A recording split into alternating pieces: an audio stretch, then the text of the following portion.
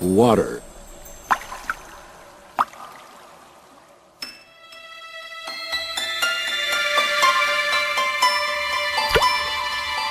Water, the most common substance on Earth.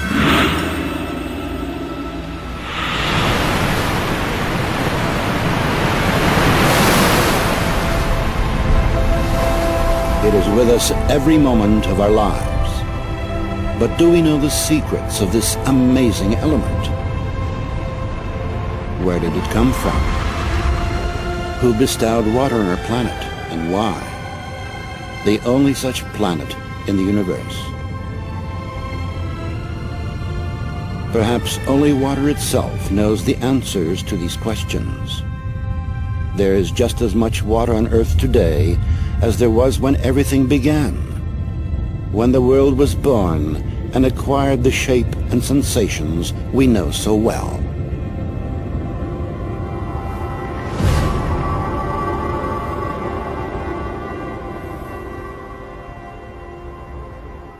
So what we did was what we always do here, do very careful work in a narrow field.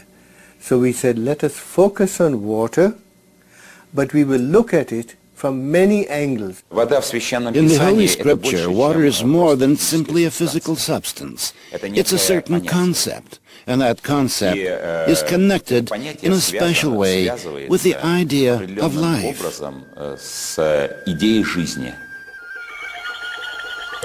Nothing in the world is softer and more yielding than water. Yet it wears down the hard and the strong, and none can overcome it, though anyone can conquer it. That which is yielding conquers the strong, and the soft overcomes that which is hard. Everyone knows this, but no one dares to live by it. The Chinese philosopher Lao Tzu wrote about water 2,500 years ago. I mean, water as such has been extensively studied. I mean, it is well known that water has unusual properties, physico-chemical properties, when compared to other liquids. No scientist has been able to explain, for example, why water's density increases below the freezing point and becomes less above freezing. Any substance contracts when it's cooled, but water does the opposite. It expands. People learned to exploit this unique property in the distant past. Inhabitants of the far north would quarry stone by pouring water into cliff face crevices before the frosts came. In the south, people pounded wooden wedges into cracks in the rock and then doused them with water. As they swelled, the wedges would break the stone. Much later, scientists established that water in pores and capillaries is capable of creating enormous levels of pressure. In a seed, for example, it reaches 400 atmospheres at the moment of germination. That's why a plant shoot can break through asphalt with ease. It's such a small molecule as well. It is very specific that these properties are of water, and you won't find other molecules that have all of the similar anomalies. If even a single one of these anomalies were missing, life itself would not exist on the planet. Every one of water's properties is unique, and they do not easily fit into the generally accepted laws of physics. Science has not yet been able to answer the question of why water is the only substance on the planet that can exist in three states: liquid, solid, and gaseous. Why does water have the highest surface tension of all liquids? Why is it the most powerful solvent on Earth? And how, in defiance of the Earth's gravity, is water able to rise through the trunks of gigantic trees against tens of atmospheres of pressure?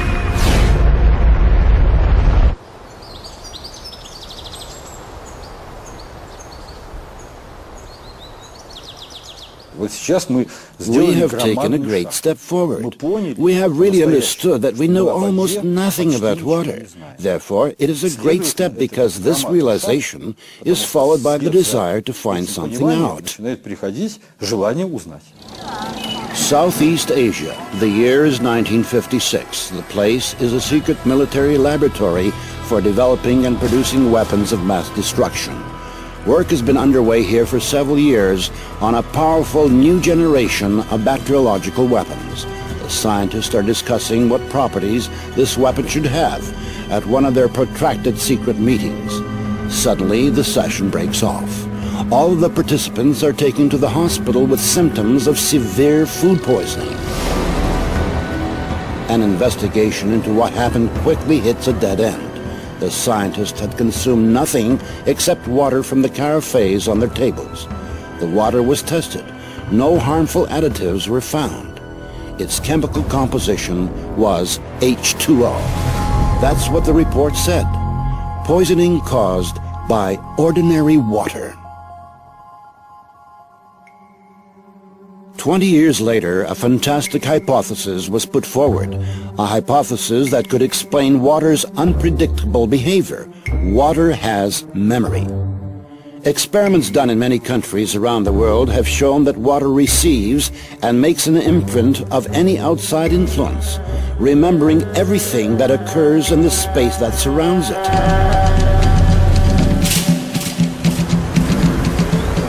Any substance coming into contact with water leaves a trace in the water. Had our ancestors guessed this when they used silver vessels to turn ordinary water into healing water? It is today the best antibiotic that is made, as good in Afghanistan and Iraq. The American army uses this water, 1 atom per 100 million, to kill all the germs in a wound. So the President of the United States uses this water to keep infectious bugs from his hand. So I said, how can this water be? As it records information, water acquires new properties, yet its chemical composition remains unchanged. So their theory was the chemical composition of the water is important.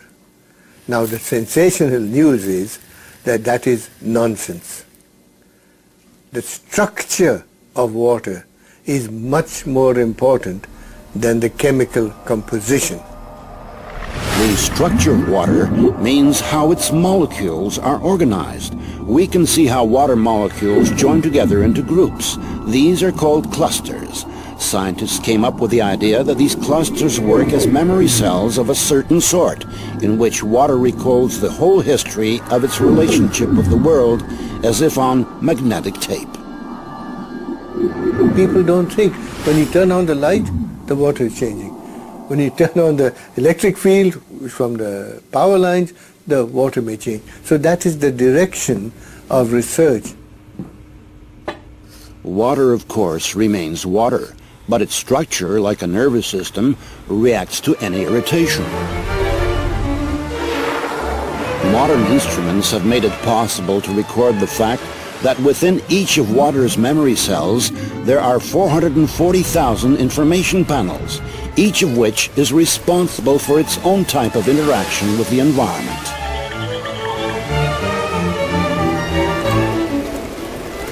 If you consider a cluster as a group of specific molecules, then it can survive only a short amount of time.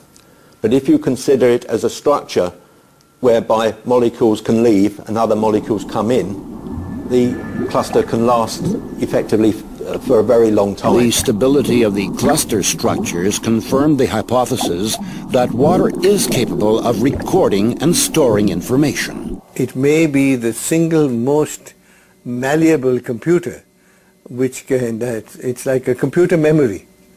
It's the memory of information. We must know how it is arranged. It is like the alphabet. If I give you the alphabet, you don't know a word, you don't know a letter, you don't know a sentence. So the molecular structure is the alphabet of water. And you must make a sentence out of water, and you can change the sentence.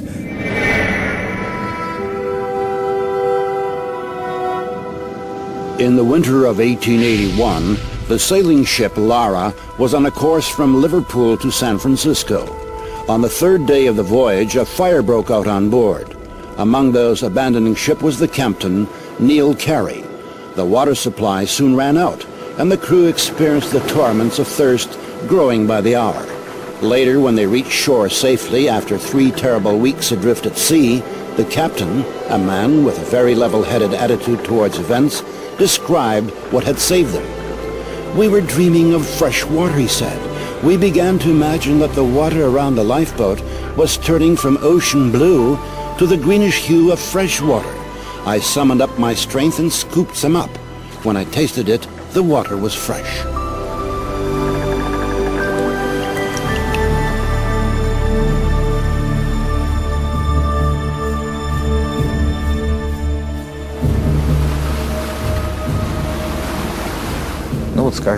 Well, take a famous event, when Jesus Christ turned water into wine. He didn't add some sugar or lactose, but he imparted an absolutely special property to the water. We have carried out many experiments on the effect that quite diverse factors have on samples of water.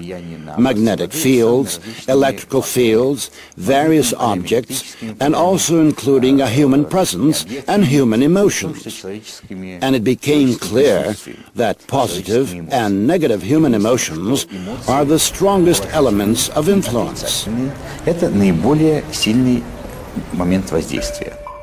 Professor Korotkov's laboratory has conducted numerous experiments on the effect of human emotions on water. A group of people were asked to project onto a flask of water in front of them very positive emotions like love, tenderness, and concern. Then the flask was replaced with another one, and the people were asked to project emotions of a different type: fear, aggression, hatred. After this, measurements were taken on the samples. The water exhibited changes that were clearly in one direction or another.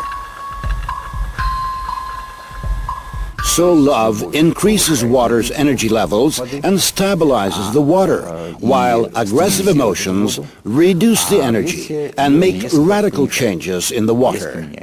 I hoped to show people that water could have a memory. Dr. Imato's laboratory does research on water samples which are subjected to various forms of outside influence. The impressions made upon the water are recorded by swiftly freezing it in a cryogenic chamber. This is what water heated in a microwave oven looks like. This is the effect of a mobile telephone. Somebody said, "Thank you" to this water. "Excuse me. You disgust me."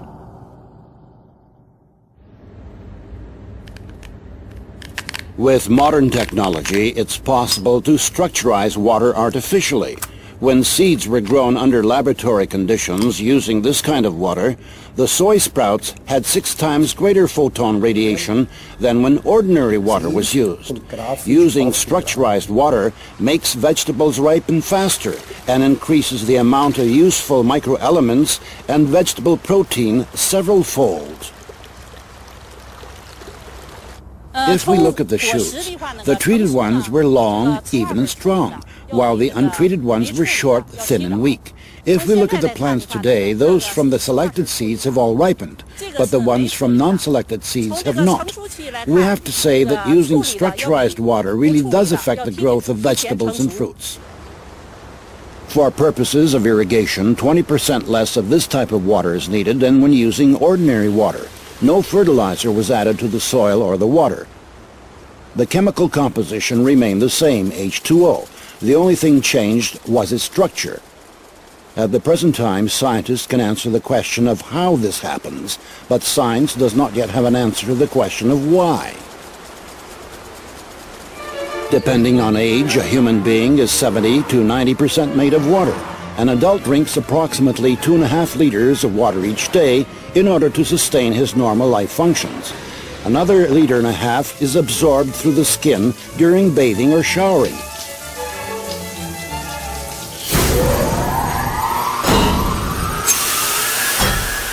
Water makes a long and difficult journey before arriving in our homes. It used to be common knowledge that settlement could only occur where there was a natural source of water. Today, whether or not there is water in a place is of no importance because we transport water for thousands of kilometers using high pressure. In nature, rivers and streams always flow along a smoothly curving course. But any water supply system has multiple right-angle turns.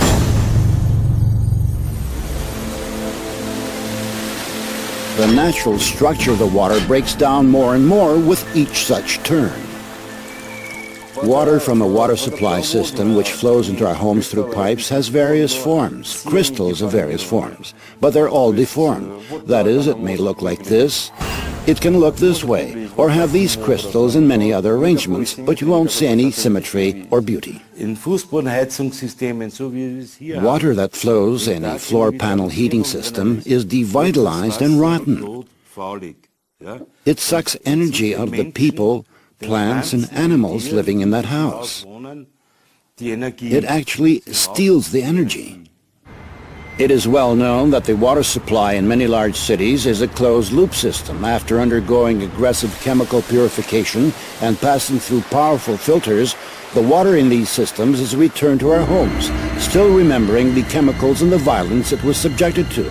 Even stronger, however, is the informational pollution that water accumulates as it flows down kilometers-long pipes through thousands and thousands of houses and apartments.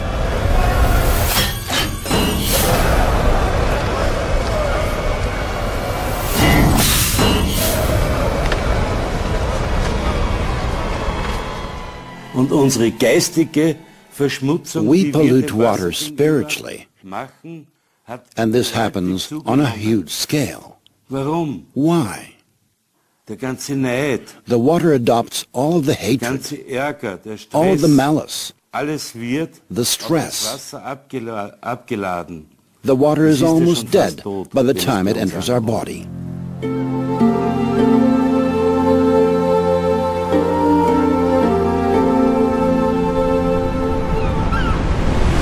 Our Earth is a gigantic container of water in which all forms of life arose.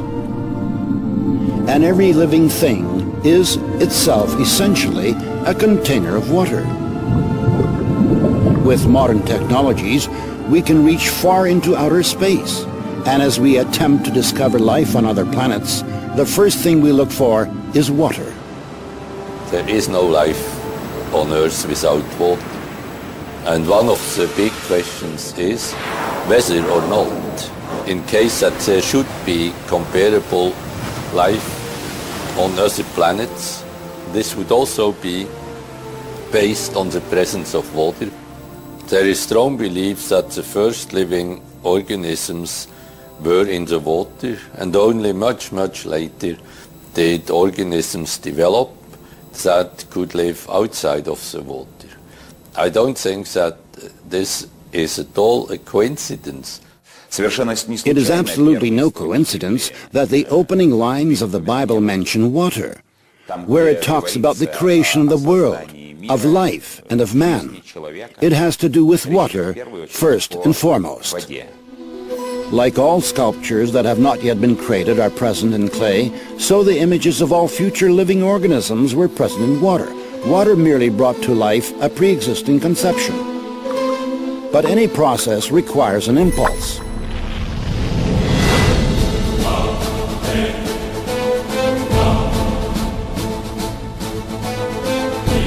Wise men of ancient times believed that the impulse for life to arise was a primordial divine spark. The spark imprinted in the water the sequence of future development. The entire course of evolution provides evidence of this.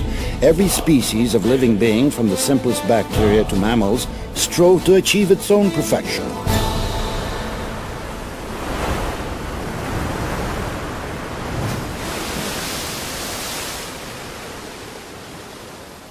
Science most likely will never find out the exact process by which Adam was created, what went with what, and in what proportions. But the Quran, for example, says that water played a part in this by the will of God. I think that scientists should look more closely at how water interacts with their molecules. At a molecular level, it creates the structure of DNA. We wouldn't have the DNA helix without water. It creates the structure of proteins, so our bodies wouldn't work without the water. Every seed, every embryo begins its life exclusively in water. Amniotic fluids play a role in the embryo's development and preservation. It is the surrounding water, like a universal computer, that reveals any biological program. And thus water is also the only thing that can change it. The preacher wrote long ago, "Is there anything whereof it may be said, See, this is new. It hath been already of old time, which was before us." And Jacob took him rods of green poplar, and of the hazel and chestnut tree, and pilled white strakes in them, and made the white appear, which was in the rods. And he set the rods which he had pilled before the flocks, in the gutters, in the watering troughs, when the flocks came to drink. And the flocks conceived before the rods, and brought forth cattle, ring-straked, speckled, and spotted. We subjected water to super-weak magnetic field impulses. These fields are tens of thousands of times weaker than the Earth's natural magnetic field. And that means they are negligibly small from the standpoint of modern science. Fish were introduced into water that had been treated in this way, and the fish soon produced an unusual hatch of small fry. They differed radically from other fish to which they were related, though they looked as much alike as twins.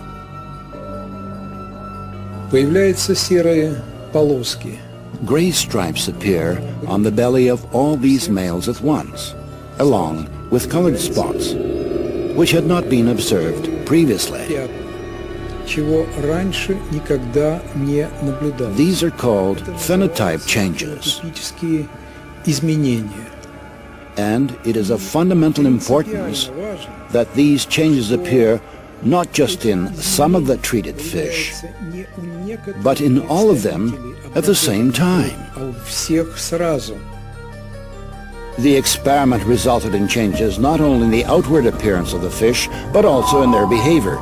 They began to react to outside stimuli in the same way. It was as if the whole school had acquired a collective mind. A whole important area of problems came up, which had not yet been studied whatsoever. Therefore, it was decided that it would suffice to establish even just the fact that behavior could change the form of animals using only water, which fact, in and of itself, is very significant.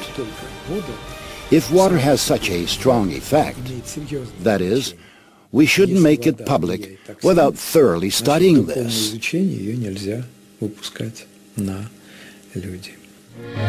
In 1932, sensational news traveled around the world.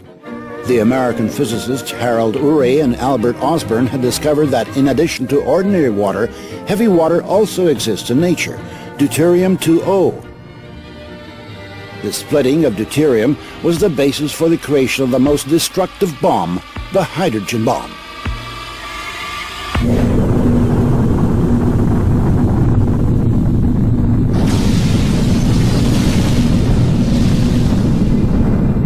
Now everybody knows very well what radioactive radiation can cause. But it turns out that there are other, even more awesome effects. Rather more horrific is the change in the structure of water covering huge areas thousands of kilometers larger than the nuclear weapons testing grounds. It makes no difference where the test was carried out, in the atmosphere, on the ground, or underground. Colossal changes occur in the water, and the water's memory changes. And people drink that water, animals drink it, and suddenly terrible changes take place. When the explosion occurs, waves are formed which die out fairly quickly in the ground, but the water may continue to fluctuate for another 30 days. Swinging like a pendulum, the waves create a new and pathological ordering in the water. It has been noted that the number of suicides rises abruptly after such tests. By a factor of 2, 2.5, and 3. Medical experts had absolutely no explanation for this. But we could understand it. We showed the brain is made of water, about 85%. So these changes take place in the brain, and a conflict between the water structures arises. The bioplasm of the brain is disrupted, and the result is that the person is deprived even of such an extremely important incentive as the drive to live. In ancient legends, the hero would always be sent to fetch dead water in a place from which there is no return.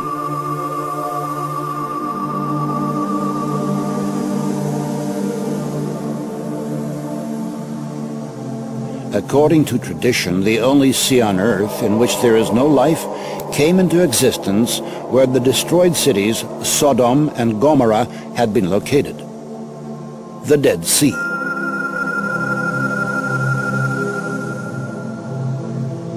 There really is no such thing as dead water. Water gives life. It may be used more correctly or less correctly, but it is always positive. How a person handles water.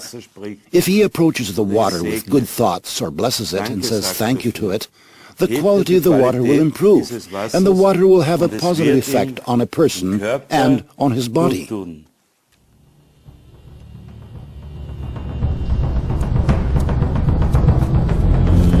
According to the chronicles, in 1472, Abbot Karl Gastinsis was arrested on the basis of a false denunciation and interrogated in connection with having caused a certain prominent lady to fall ill. While he was being held in a dungeon, the abbot was given only a crust of stale bread every day, along with a dipper of rotten, stinking water. After 40 days, the prison warden noticed that Father Karl not only had not gone into decline, but he even seemed to have gained health and strength, which only served to convince the inquisitors that the abbot had connection with dark forces. Later, Karl Gastinsis confessed under brutal torture that he had recited a prayer over the rotten water he has given, thanking the Lord for bestowing these trials upon him. After that, the water tasted bland and turned fresh and clear. We have 2 containers of emulsified crude oil, which is a byproduct of oil production, a stable combination of water and oil, which remain bound in this state for years. The test sample is irradiated. The element will treat 1 container for 7 days, making the water molecules lessen their contact with the oil molecules. After 4 days, we compare the test sample and the control. The water has separated from the oil. At the boundary between the water and the oil phases, there are crater-like formations. This means that the separation process is continuing. The fields we use to influence the water are comparable in intensity with the electromagnetic field of the human heart. On the 7th day of treatment, the experiment is over. The water has completely separated from the oil.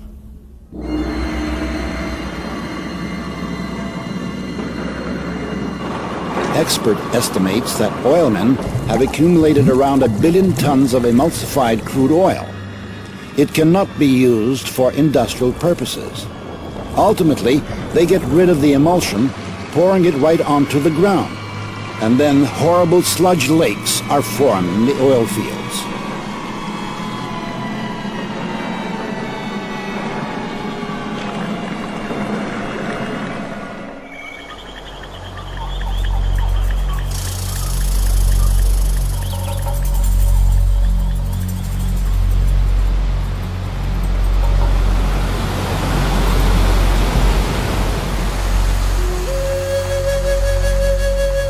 In the language of the Pemon Indian tribe in Venezuela, Roraima is translated as the mother of all waters. A group of Russian biophysicists set out for this destination in January 2005 to collect a unique sample of water, which scientists say has never been in direct contact with human beings.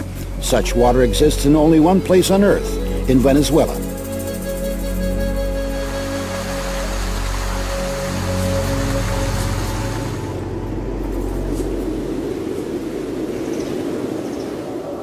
According to one hypothesis, a continent called Gondwana existed in the southern hemisphere during the Paleozoic era. Powerful tectonic processes occurring in the Earth's crust 3.5 million years ago split it into several parts.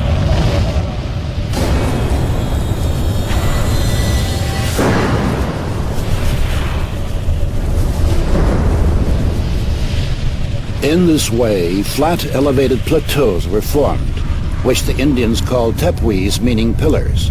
Roraima is the largest of them. It's a really remote place, very hard to get to. 3 days of travel through the savanna, and then the jungles. Then you climb an 800-meter wall. It takes a certain amount of enthusiasm. Therefore, we can say that the water we have there is in a unique virgin state.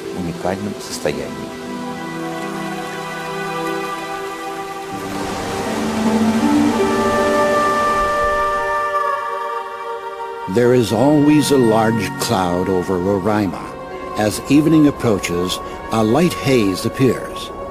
When the moon comes out from behind the mountain, the mist begins to glow with an even blue light.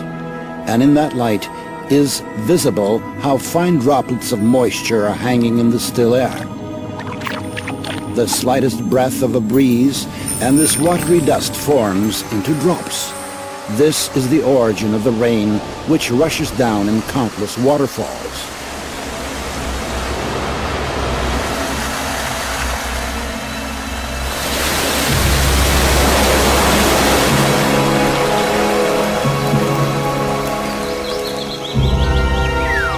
So today is January 30th, 2005. Water collection number 16. Then we shall pack it all up in foil. And in this form, this water will hold its energy for several days, with the air of these places. Then we'll arrive in St. Petersburg, and we'll calmly carry out at our laboratory analysis several thousand kilometers away, and only then will we be able to draw any conclusions. Professor Korotkov's laboratory has developed an instrument that can determine the energetics of water. It works on the basis of the Kirlian effect. Everything that enters a strong electromagnetic field begins to emit light. The greater energy the object possesses, the brighter it shines. The water from Venezuela was compared with ordinary drinking water. We can say that this water is not double, not triple, but 40,000 times more active. So these are really two fundamentally different substances. And water of this type, this water which immediately activates the body, it activates the whole system. That's why there, when we were in those places, where the Indians, despite the deprivation in which they live very long lives and are pretty happy, and they absolutely do not want civilization to come to them. Чтобы к ним приходила цивилизация.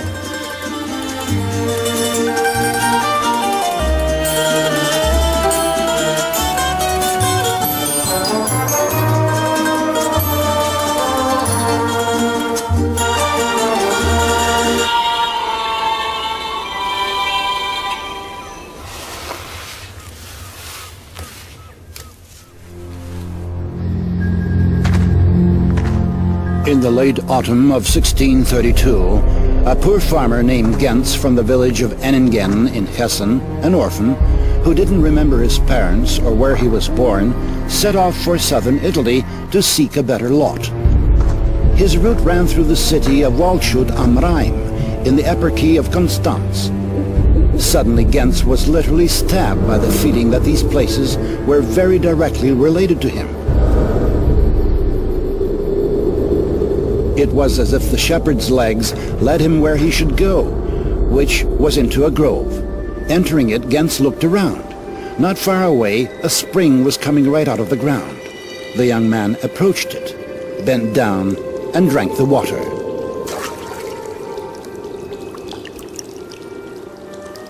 Many years later, he told his grandchildren the story of how the water had given back him his memory, so that he recollected these places and his father and mother and the house in which he was born.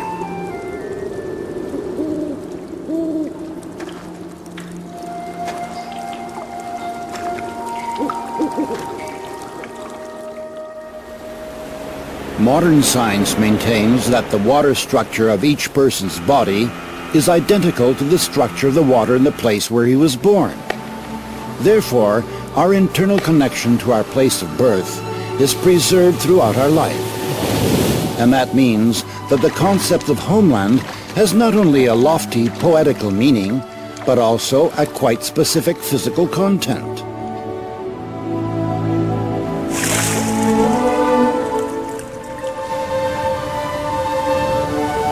Nowhere in the world is the water the same. Breaking its way to the surface, through minerals and ores, water assimilates the vibrations of the soil and information about its specific biological and energetical features. We tested this absolutely marvelous water, which is sold in large bottles, and the producer puts a label on them which says it's the best water in the world, but it is empty and dead. True, it's pure and it's good, and some minerals have been added, but this is dead water in which there is no energetics and there is no life. Most likely, people do not sense any particular difference between naturally pure and artificially purified water. But any animal will always choose water from a spring, because this water is loaded with natural energies.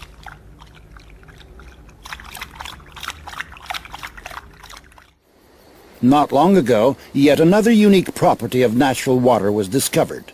It turns out that such water is flammable. The burning of natural water, the water itself burns, and the reason it burns is precisely that it is structurized in a special way. Natural water is. Burning, in rigorous scientific terms, is a process of oxidation in which heat and light are given off. In the case of water, it burns at the temperature of the environment, and the light emitted can be recorded using super-sensitive instruments. In burning, you have oxygen being continuously activated and some organic matter is continuously burning. So the burning of water is a process that's a little bit more extended in time, because if it were a process like that, then it would already have all been burned up. On June 3rd, 1940, a note was tossed into the Soviet embassy in Germany. Its author requested to be contacted immediately. "If this does not happen, my work with Heydrich will go to waste," wrote an agent, Willy Lechman, codename Breitenbach. He hastened to report on secret testing facilities and work being done on making synthetic gasoline from brown coal using water. Back in 1913, Kaiser Wilhelm had ordered Franz Fischer, a leading chemist, to make sure Germany had liquid fuel supplies. Not having its own oil could put Germany in a weak position in the impending war. By 1941, German scientists had succeeded in obtaining fuel by hydrogenating coal. This fuel, however, was 10 to 12 times more expensive than natural fuel refined from oil, and it was of such poor quality that it badly damaged the military vehicles in which it was used. After the war, these efforts to produce fuel using water were abandoned as futile.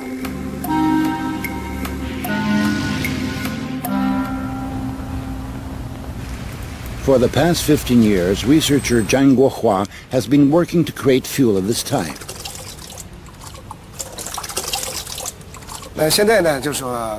Now we shall demonstrate for everyone the process of preparing emulsified diesel fuel and show its two aspects. One aspect is increased energy, and the other is the reduction of exhaust gases. This is fuel taken from an automobile. Pressurized water. If we take the proportions, it is 79% diesel fuel, 20% water, and 1% emulsifying agent. What was added here is water. John shows us that what is added to the fuel really is water. Now we shall add the 1% emulsifying agent. An emulsified solution resembling milk forms immediately. We pour the emulsified fuel into the car and use it for propulsion. Measured over the long term, there was a 5% increase in power, with over 20% fuel economy. Our government views this as very important.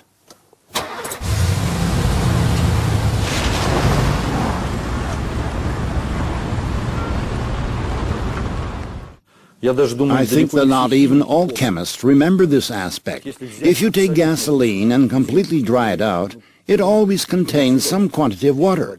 And if you give it a special treatment to remove all the water from the gasoline will not burn. This was known already in the 19th century. To burn anything whatsoever, there has to be at least some quantity of water.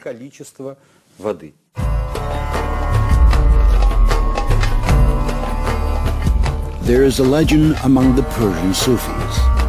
Once upon a time, a wise man said that the day would come when all the water in the world, except for what had been specially collected, would disappear, and then different water would replace it. But anyone who drank the new water would lose his mind.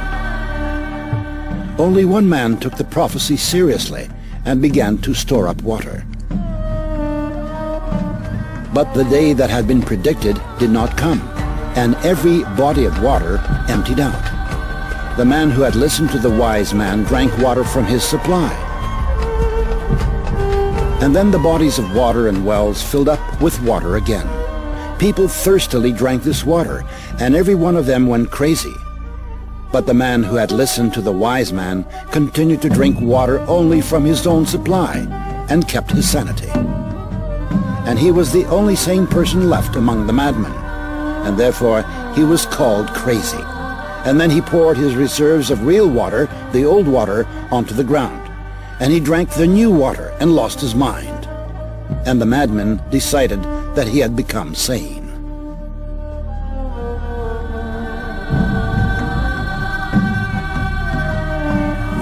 A major part of our brains are water. So the water and the easy movement of the water molecules and so on will leave part of that imprint. So yes, to some extent, the water is implicated in the patterning of the information in the brain. Now when you look at organs, say the heart or the lung or muscles or the brain, then all that you can see in a simple NMR experiment is the water in these organs. The water, your head is full of water. There is nothing else but water, almost. That means there is a human being here, there is a water. And this water, if this water has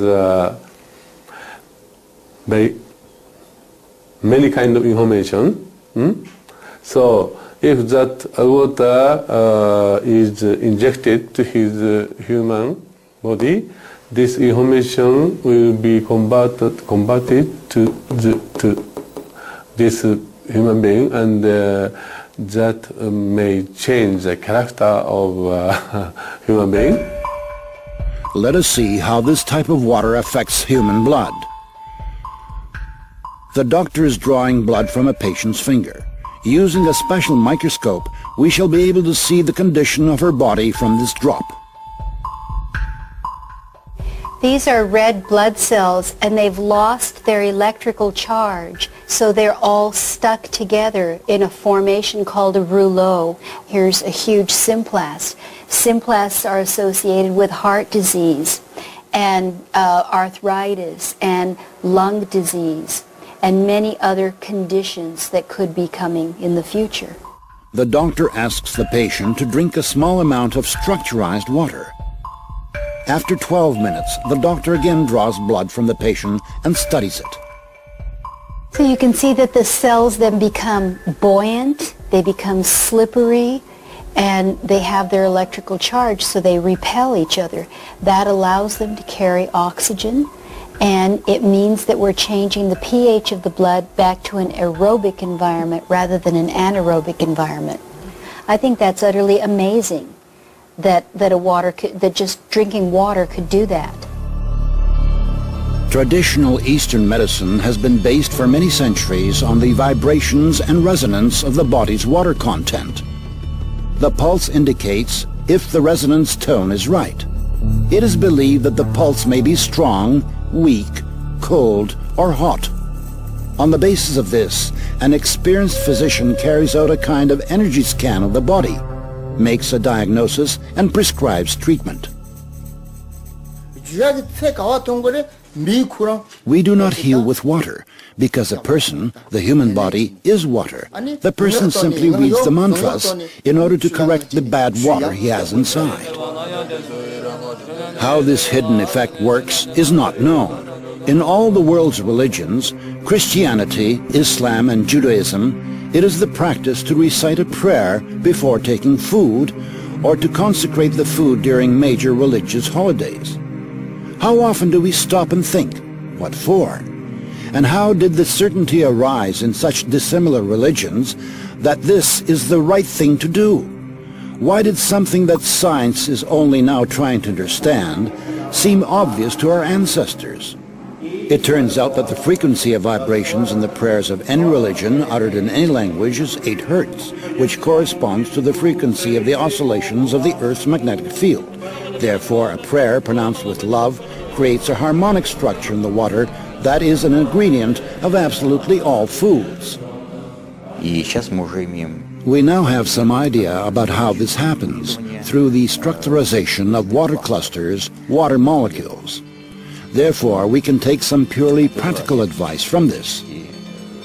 To sit down at the table in a very good mood, and under no circumstance to dine with cruel or aggressive-minded people, because this will have a direct destructive effect on our health. In 1995, Dr. Emoto Masaru was the first one to record musical impressions on water. In Dr. Emoto Masaru's laboratory, they allowed water to listen to music, after which they flash froze the water, and then, under the microscope, they could clearly see the crystals that the water had formed. Here's what the music of Bach looks like.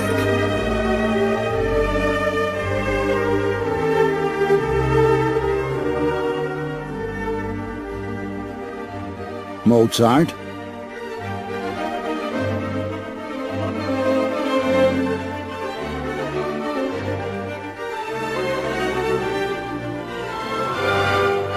Beethoven,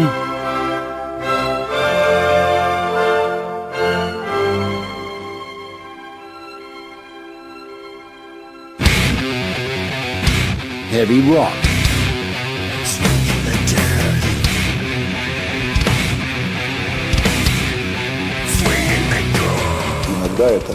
sometimes it's just certain eruptions, emotional ones, which cause such absolutely negative results.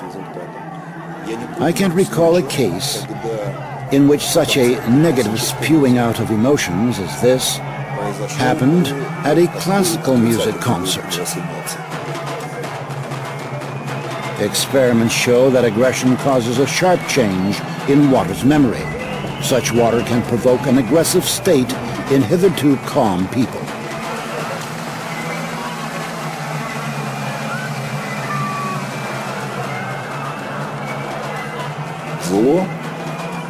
Strange as it may seem, evil interacts more easily and simply. Apparently this has to do with the sensitivities of human beings, who always feel negative things more acutely.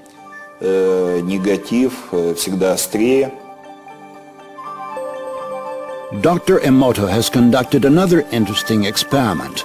He placed rice into 3 glass beakers and covered it with water.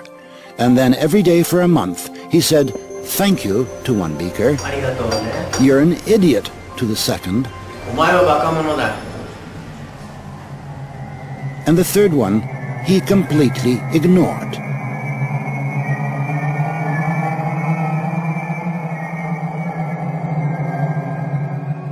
After 1 month, the rice that had been thanked began to ferment, giving off a strong, pleasant aroma. The rice in the second beaker turned black, and the rice that was ignored began to rot. Dr. Emoto thinks that this experiment provides an important lesson, especially with regard to how we treat children. We should take care of them, give them attention, and converse with them. Indifference does the greatest harm. Tell some dreamy story, but almost practice. Practical experience shows that hatred, rage, and even annoyance not only exert a destructive influence on other people, but they also give feedback. Das beginnt geistig in Gedanken, wenn man negative Intellectually, Gedanken aussendet, at the level of thoughts, a person who sends negative thoughts is polluting his own water, of which his body is 75–90% composed, and giving it a negative charge. wird dieses Wasser negativ belasten. Many laboratories around the world have repeatedly carried out an experiment that produces similar results. Water from a single container was divided into two portions. One part was subjected to an outside influence that changed the structure and properties of that water. The water in the second flask acquired the same structure and the same properties after a certain period of time, even if the two portions of water were a significant distance removed from each other. The water has very important photographic memory, we can say that, and also you can imprint it with very subtle energies, even from 10,000 kilometers. Does that mean that remote communication occurs between human beings who are essentially structures composed of water?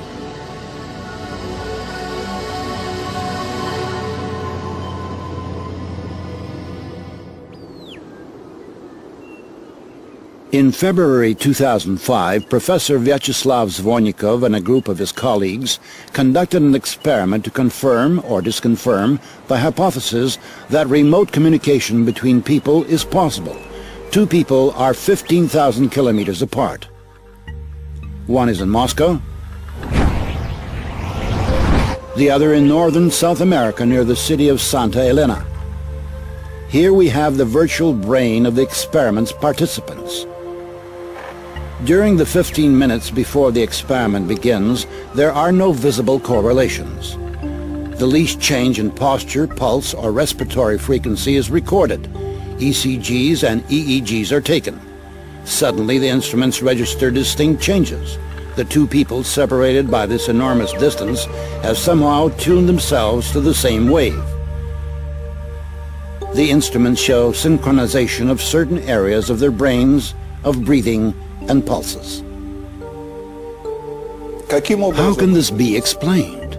We don't yet have any answers to that question. So far, this is a scientific mystery. There is a hypothesis that the body's liquids play a part in this.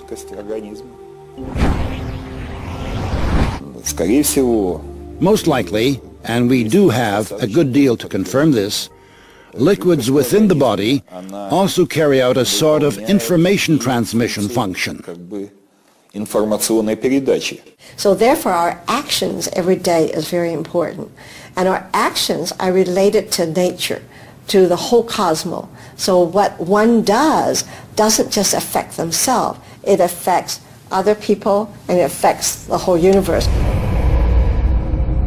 Мы изучали воду в период затмения солнца. We studied water during solar eclipses and when comet Schumacher-Levy was passing in those periods of time. And it turned out that a tissue culture in water, when a solar eclipse is in the offing, a week ahead of time before the eclipse, when everything is still far ahead, it already begins to fade.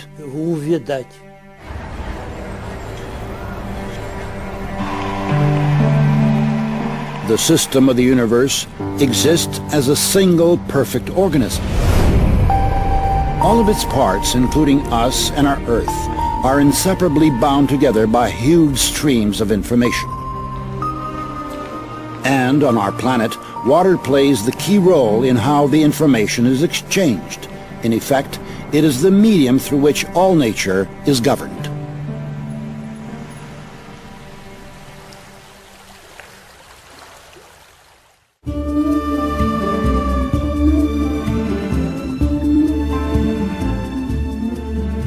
The Chinese chronicles tell about the Taoist hermitage Changchun, who is known to have met repeatedly with Genghis Khan for lengthy conversations. Once, when the country was being ravaged by an unknown epidemic, the ruler of Beijing asked the hermit to protect the people. He prayed, and the sickness retreated.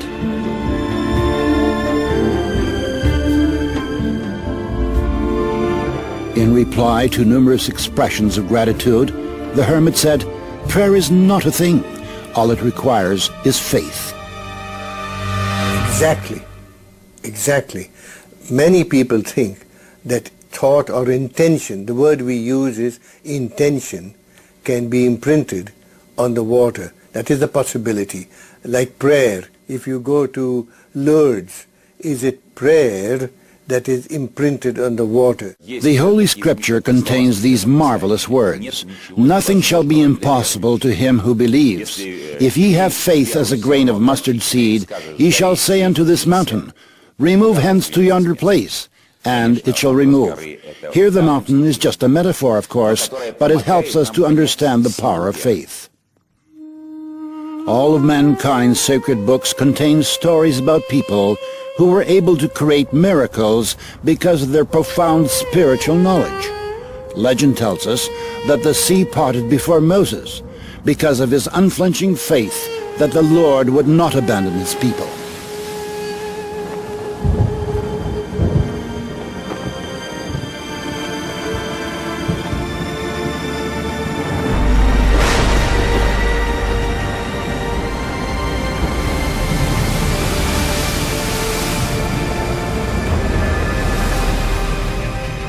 We have totally undisputable evidence that prayer influences sick people to get better, and it has caused absolutely fantastical recoveries, such as the spread of gangrene stopping suddenly in a person who already had it.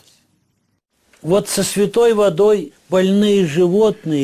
holy water, when it's poured over sick animals or a dying plant, they revive.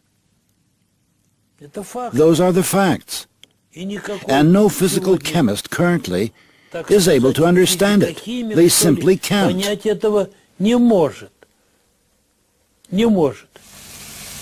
January the 18th. It is the eve of the Orthodox feast of the Epiphany. 2 flasks are filled with ordinary tap water. Early in the morning, one of them is set inside the church, near the vessel over which the sacrament of sanctification is to be performed. Every year on January 19th, the faithful and even non-believers hurry into churches to pick up some of the baptismal water. It is believed to possess extraordinary properties. In order to confirm or refute this, the 2 flasks were taken to the laboratory for study immediately after the service. Here the water was frozen in a cryogenic chamber and photographed under the microscope.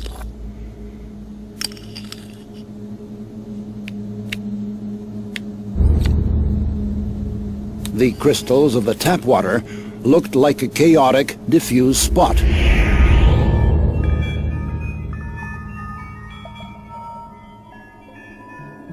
While the water that had been in the church had the rectilinear, symmetrical form of a 6-pointed star.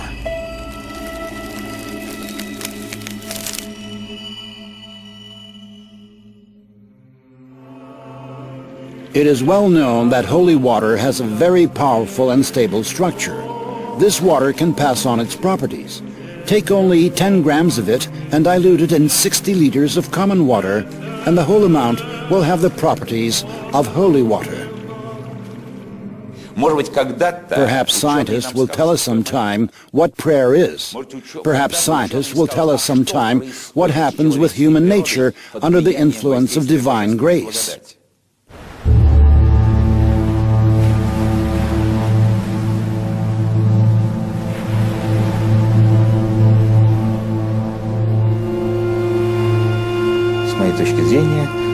In my view, what Jesus did represented an informational influence in the water.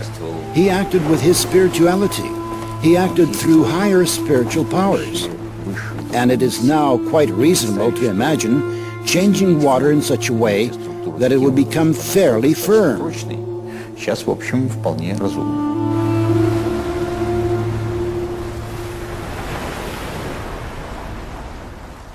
It could be radiation, but could it be only subtle energy?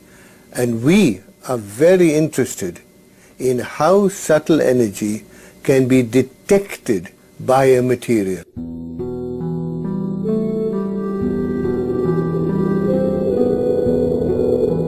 In our time, everybody is sure that weather on the planet is determined by cyclones and anticyclones.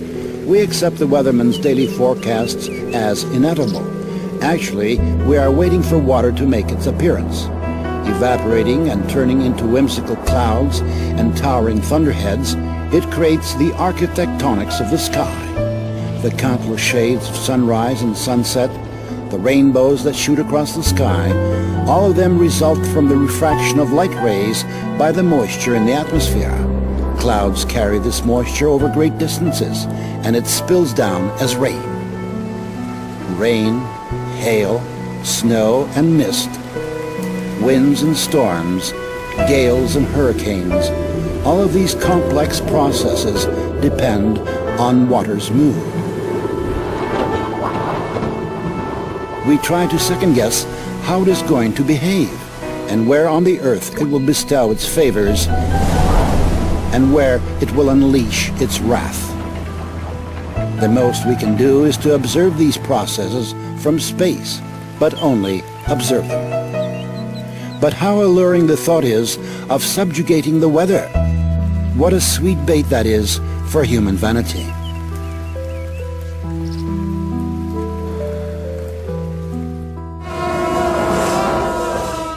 Many peoples have preserved the practice of influencing weather and atmospheric phenomena. These rituals are carefully passed down, unchanged from generation to generation. If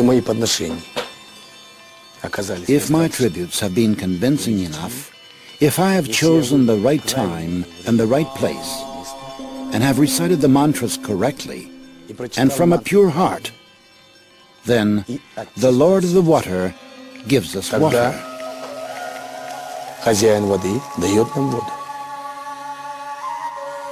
We do not place much trust in such actions, which may be met with a smile these days. Could it be that just one man, not some huge modern laboratory with the latest technologies, but just a person, could influence a natural process solely by the force of his desire? And it was outdoor wedding outside a museum in Ontario. And, well, we didn't bring umbrellas, but some people did. And the sky was all overcast, and the rain started to come. That was half an hour before the wedding. And it started to rain. All the umbrellas went up. And so I and two other students said, okay, let's meditate for better weather. Within a minute, an opening in the clouds came, and the sun just shone right down in this area. Only, not all over, just shone right down this area. By the summer of 1991, Israel had no rain for 2 years. The water in the country's only freshwater lake, Lake Kinneret, had fallen 15 centimeters below the critical level. Then 10,000 Israelis gathered at the Wailing Wall to pray for rain. On the third day, rain came down on the country in torrents. Many people explained this fact as simple coincidence. Belief in coincidence is neither scientific nor religious. From a scientific point of view, there is scientific determinism, while from a religious standpoint, there are things that are done, which have an influence on the outcome. Coincidence is a way in which people try to escape bearing any responsibility. Just as the cry of a bird in the mountains can cause a powerful avalanche, or the motion of a butterfly's wing can change the weather over an entire continent, likewise people can launch global processes solely by the power of their thought. And that is no exaggeration. Not a single scientist who is familiar with systems theory doubts that. It is entirely a question of waiting for a moment when the system is in a state of instability. In a phase of instability, the motion of thought alone is sufficient for the system to start to change. I do not always see it when my own mistake or sin comes back to me in another guise, although, essentially, it is a single unit. Whatever it is that I did wrong returns to me, not as punishment, but as a result. With all the abundance of water on the planet, less than 1% of it is available fresh water. This supply has been practically unchanged in the course of human history, while the population has been constantly growing. The world has never seen that many people as there is on the planet today, 6.5 billion. But even now, there would have been enough fresh water for everybody if it were not for the severe attack of the human civilization.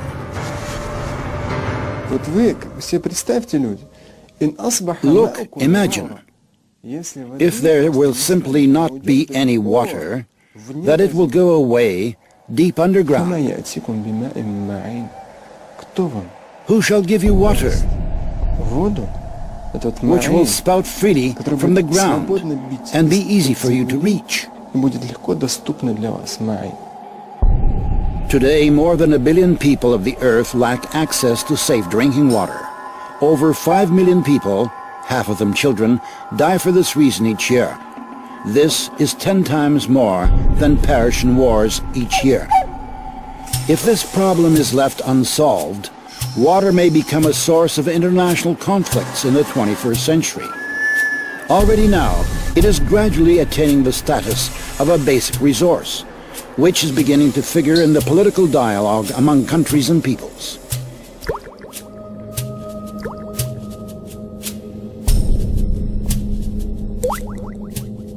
See, we talk a lot about an upcoming oil crisis because we will run out of oil. But I think it is even more important that we worry about the water, that we don't run into a water crisis. According to UN data, around 10 million tons of oil annually pours into the world ocean. Along the U.S. Atlantic coast are buried 90,000 containers of radioactive waste with 100 kilocuries of activity, while the European part has 500 kilocuries. Countries with sea access dump industrial, construction, and radioactive waste into the ocean. As it is dumped and descends through a column of water, some of the polluting substances dissolve and change not only the quality of the water, but also its memory. The ocean is also still capable of erasing these memories because of its salinity, but nonetheless, the dilution effect is there. It also needs to be discussed and studied, because at very great levels of dilution, sometimes the memory begins to have even a stronger influence than at slight, so to speak, levels of dilution with high concentrations. We have to pay attention to this. This is a very difficult period of our planetary existence. Today, we've already plowed up all the lands possible, and we've lost 33% of our green covering and half the plankton in the ocean. So the problem might seem to be far off, but there is water everywhere. In the past year, the temperature of the cold deep-sea waters under the Gulf Stream fell by 1 degree. In the past 9 years, the rate of melting of Greenland's iceberg has tripled. In the past 30 years, the destructive force of hurricanes has doubled. The number of natural disasters is rising. In the decade from 1973 through 1982, 1,500 disasters occurred worldwide. In 1983-1992, there were 3,500. In 1993 to 2002, there were 6,000. 226,000 people died or disappeared during the December 2004 tsunami in Southeast Asia, while 500,000 were left homeless.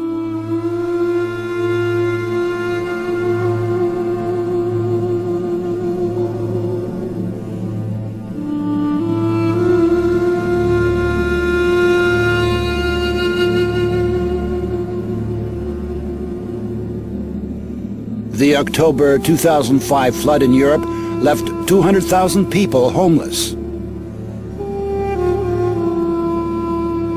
Around 1,300 people died during Hurricane Katrina in August 2005. 1 million people were left homeless.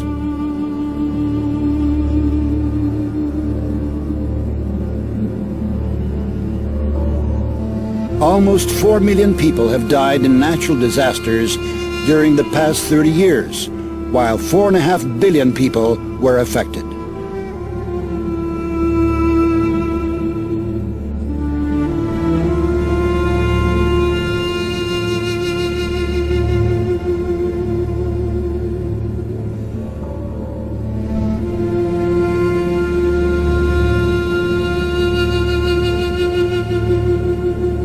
Если спросить сегодня If you ask the ordinary man in the street today whether or not man and human activity are to blame for the increased number of hurricanes on the planet and their increased destructive force, I think that every other person will say yes, this is a consequence of human activity.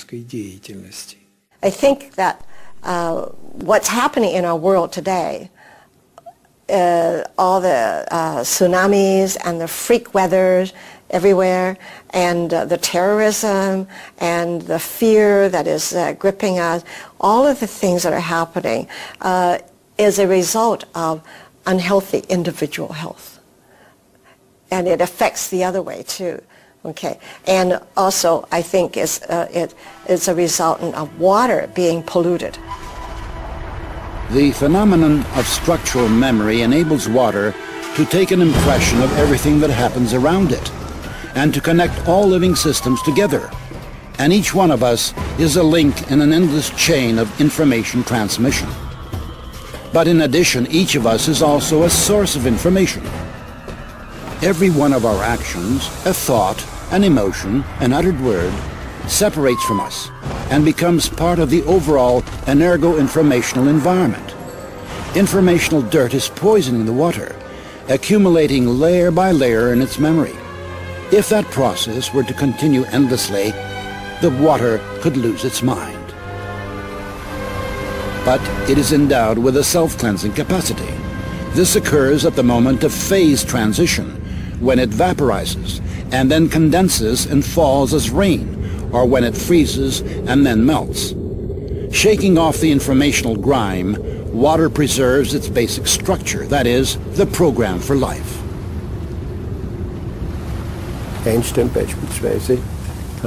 Einstein, for example, once said, "I would like to know what he is thinking," meaning God.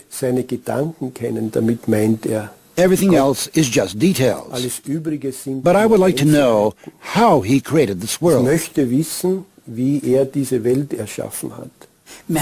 Everything begins in water.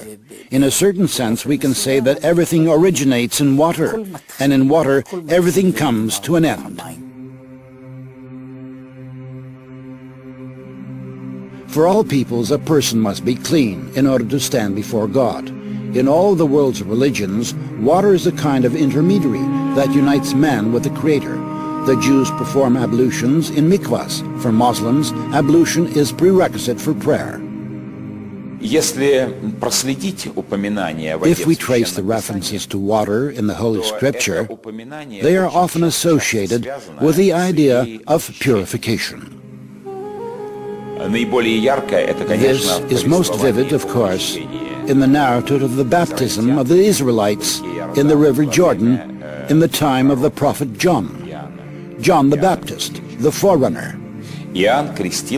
John baptized with the baptism of repentance, and the image and the symbol of people's repentance was immersion in the river. омовение в реке. In the Christian Church, there is the sacrament of baptism. First of all, why is it a sacrament? Because it remains ultimately hidden from us. What happens with a person at the moment of baptism? It is known that the divine energy, which in the language of the Church we call grace, descends upon the person. There have been many wars on religious grounds in human history, but in our experiment, water reacted to individual words that had a religious content by forming beautiful crystals. This means that the conception of our nature coincides with each religion. The Christian prayer, the Buddhistic prayer, the Muslim prayer. Dr. Emoto presumes that serious crimes are committed most of all in areas where people curse the most often. Idiot. I hate you. Laboratory containers of water were inscribed with hieroglyphs denoting words and the names of well-known people. Love, hope, soul, Mother Teresa, Hitler. Emoto Masaru's numerous experiments aimed at finding the word that cleanses water most powerfully have shown that it is not just one word, but a combination of two: love and gratitude.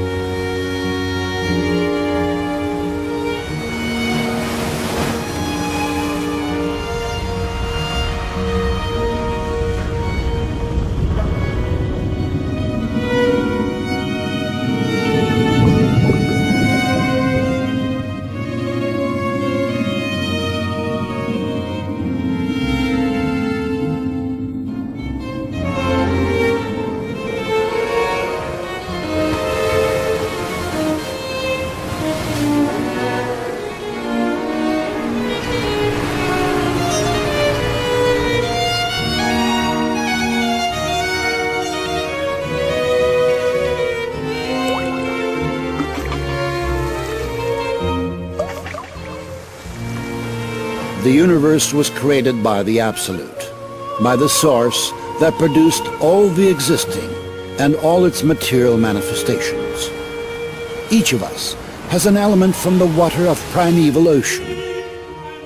Our every word is like a water drop, a medium of thought, a source of information. And we all are to repay the Absolute with love and gratitude.